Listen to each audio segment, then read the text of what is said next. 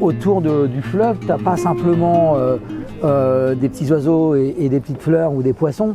Tu as une culture, tu as une organisation humaine, tu as une manière d'habiter et d'occuper l'espace. C'est-à-dire que ça guide quand même énormément nos façons de vivre. On mesure aussi en regardant le fleuve, je pense, et quand on regarde la Loire et quand on voit le film Les lanceurs d'alerte, on prend, je crois, la pleine mesure de la façon dont on n'a pas pris soin de la nature. Et donc je pense que c'est aussi un marqueur ou une alerte qui nous est lancée sur nos façons de vivre, nos façons de nous organiser, nos façons d'habiter. Quelque part, on se positionne aussi beaucoup par rapport à ces fleuves.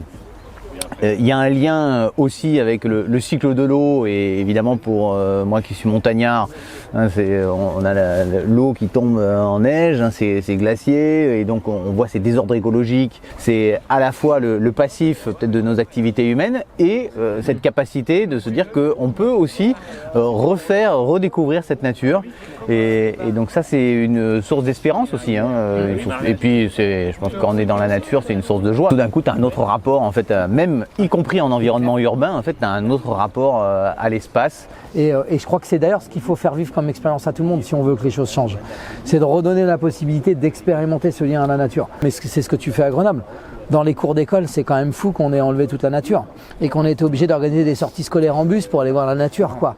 Alors qu'un môme, quand tu le mets dans une cour d'école, il va aller gratter dans le coin où il y a un peu de terre et pas là où il y a du bitume, quoi. Pas là où il y a l'air de jeu. Et retrouver ce lien-là, c'est fou, on est obligé de refabriquer ce qu'on a beaucoup abîmé. Donc je trouve qu'une région, une commune, elles ont pour responsabilité de nous permettre de revivre ce lien avec la nature parce que tu vois pas le monde pareil. En fait, jusqu'à maintenant, on mettait du fric pour permettre à des gens de partir une journée à la mer. On soutenait le secours populaire, une journée à la mer. C'est vraiment, et il faut le faire, hein, je ne dis pas qu'il faut arrêter. Mais en fait, avec la Covid, on n'a pas pu faire ça. Et donc, on a transformé ça en un dispositif vacances solidaires sur vis ce que tu vivais d'ordinaire à la mer, mais viens le faire sur la Loire, viens le faire dans la région. Et ben, franchement, ça a ouvert un champ incroyable de gens qui ont redécouvert leur région.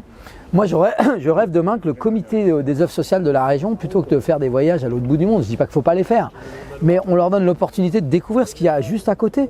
Faire ça là, le dépaysement il est total. Et ben en fait, on ne permet pas à des jeunes des quartiers du Sanitas, des quartiers nord de Tours de vivre ça. Il faut faire ça. On fait partir des gens en vacances et en même temps ça sert à la reconnexion à la nature. Tu as tout gagné avec ça. Et donc ça, des programmes comme ça, il faut les multiplier, il faut les soutenir.